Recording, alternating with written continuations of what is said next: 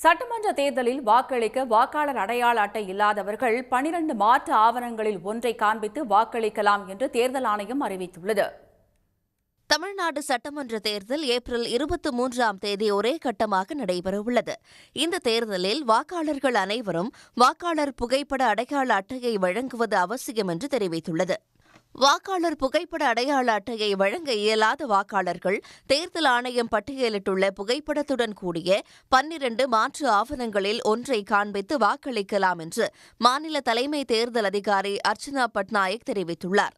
அதன் அடிப்படையில் ஆதார் அட்டை, 100 நாள் வேலை திட்ட அடையாள அட்டை, புகைப்படத்துடன் கூடிய வங்கி அல்லது அஞ்சலக கணக்கு புத்தகம், தொழிலாளர் நல அமைச்சகத்தால் வழங்கப்பட்டுள்ள மருத்துவ காப்பீட்டு அட்டை, ஓட்டுநர் உரிமம், பான் கார்டு, மக்கள் தொகை பதிவேட்டின் கீழ் வழங்கப்பட்டுள்ள திறன் அட்டை, பாஸ்போர்ட், புகைப்படத்துடன் கூடிய ஓய்வூதிய ஆவணம், பொதுத்துறை நிறுவன தொழிலாளர்களுக்கான அடையாள அட்டை, MP, MLA, MLC-க்களுக்கான அடையாள அட்டை மற்றும் சமூக நீதி அமைச்சகத்தால் வழங்கப்பட்ட இயலாமைக்கான தனித்துவ அடையாள அட்டை ஆகிய 12 ஆவணங்களில் ஏதேனும் ஒன்றை காண்பித்து வாக்களிக்க முடியும் என்று தேர்தல் ஆணையம் தெரிவித்துள்ளது.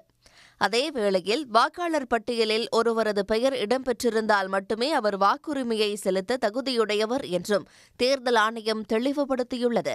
வாக்குப்பதிவு நடைபெறும் 5 நாட்களுக்கு முன்னதாக வாக்காளர்கள் அனைவருக்கும் பூத் ஸ்லிப் வழங்கப்படும் என்றும் தேர்தல் ஆணையம் தெரிவித்துள்ளது. உடனுக்குடன் செய்திகளை தெரிந்து கொள்ள சன் நியூஸ் பெல் ஐகானை கிளிக் பண்ணுங்க.